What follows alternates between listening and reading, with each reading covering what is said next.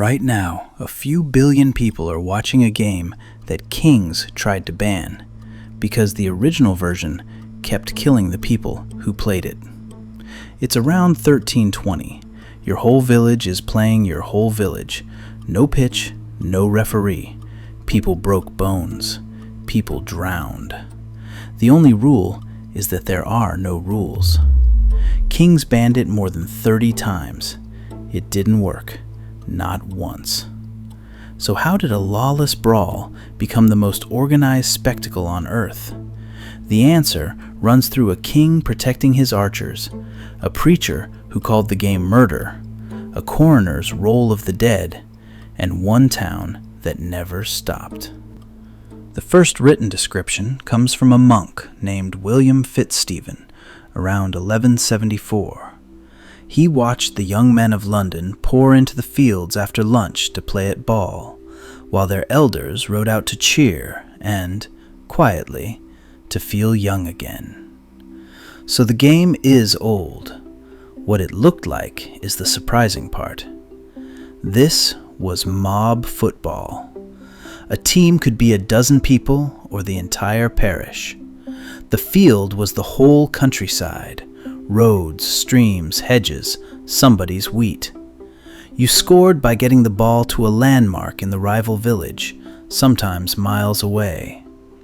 A single match could last from noon until dark. The ball itself was usually an inflated pig's bladder, sometimes stuffed and stitched into leather, which means for most of football history, the most important object on the field had, very recently, been inside a pig. Nobody minded. They had bigger problems, mostly each other. In towns it became a festival. On holidays like Shrove Tuesday, whole populations turned out for a match through the streets. Shopkeepers didn't buy tickets. They boarded up their windows. It was the one day a year the town agreed, collectively, to break itself. And people really did die. Medieval coroner's rolls record footballers killed mid-game, men who collided with a knife worn on another player's belt, or drowned when the ball went into the water and the crowd followed. The record is dry, official, and grim, which is exactly why the men in charge started paying attention. In 1314, King Edward II issued a proclamation banning football inside the city of London. His complaint, in the language of the day, was the great noise and tumult from the hustling over large balls in the streets.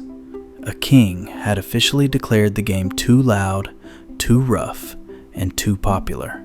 But the deeper reason wasn't safety, it was war. England won its battles with the longbow, and the law required commoners to practice archery on Sundays. The problem was that they kept skipping practice to play football instead.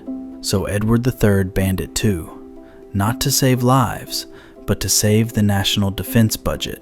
After that, the bans just kept coming.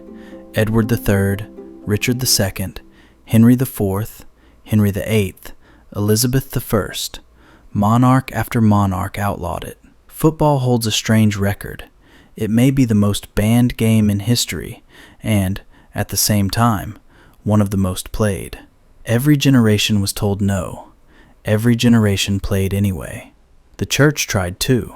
In 1583, a Puritan writer named Philip Stubbs described football as a bloody and murdering practice rather than a sport, a game that produced, in his words, brawling, fighting, and lifelong grudges between neighbors. He wasn't entirely wrong. He was just entirely ignored. Because you cannot ban something everybody loves.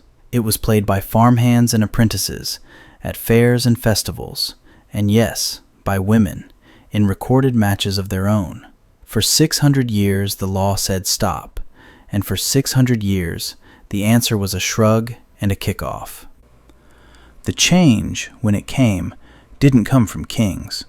It came from schoolboys.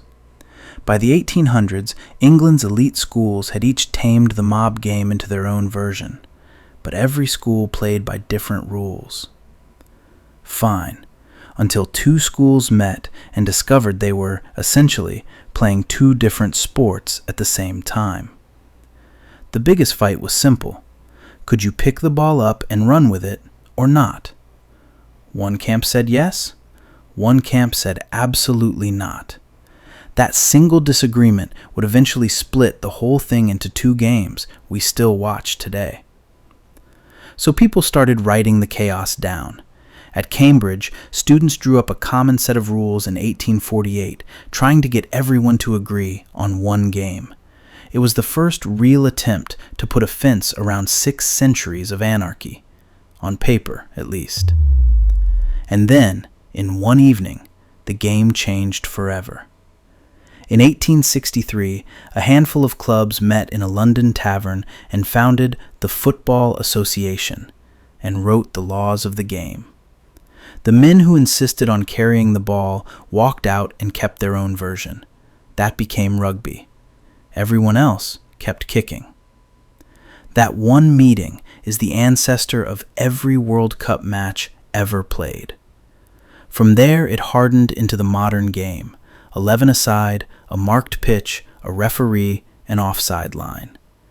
Britain exported it along its trade routes, and the world took it far more seriously than Britain ever expected. The village brawl had become the planet's favorite ritual. So look at the game now. 100,000 people in a stadium, billions more watching, every touch measured, every line drawn, every second officiated down to the replay. It is, on the surface, the exact opposite of a muddy village tearing itself apart over a pig's bladder. But nothing about the game got calmer. We didn't remove the chaos, we drew a line around it. Every rule, offside, the whistle, the red card, is a fence built on top of a riot that never actually ended. Civilization isn't the absence of the mob, it's the mob kept inside the lines. And in a few English towns, the fence was never built at all.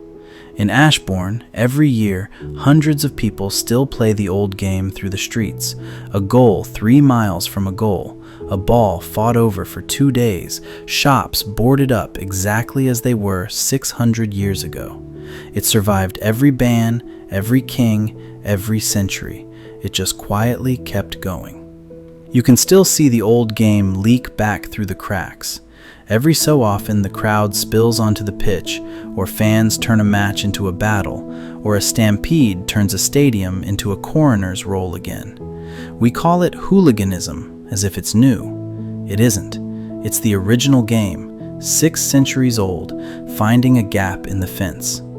So when the whistle blows this World Cup, and 22 people chase one ball inside a set of rules the whole planet has agreed to obey, remember what the rules are actually holding back.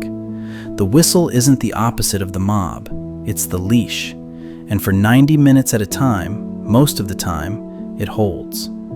There's a new episode every week, more of the strange, violent, brilliant history hiding inside the things you take for granted. Subscribe so you don't miss the next one.